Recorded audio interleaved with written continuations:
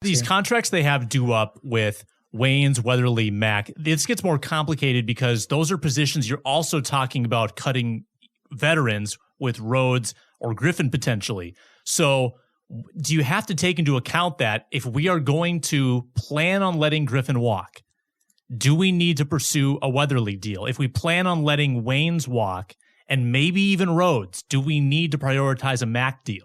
So I've come up with some comps just for fun on these guys and what they might be worth.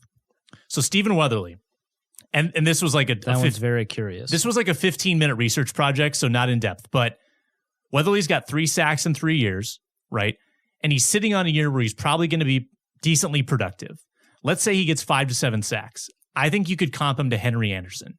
Okay. Henry Anderson was a Colts, actually played inside a bit. A lot of inside. But had 3 sacks through 3 years. A lot of 3-4 defensive end type stuff. Yeah. Got traded to the Jets, had a 7-sack season, got a 3-year, $25 million deal. Okay.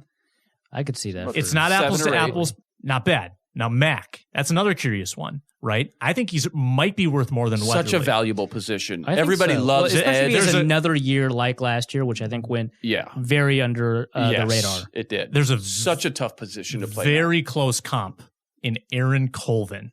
Interesting. 4 years, $34 million. Colvin plays slot. $8 million a year, Also had a year where he had 4 sacks, just like Alexander, can blitz a little bit. Didn't have any interceptions in his career. Right.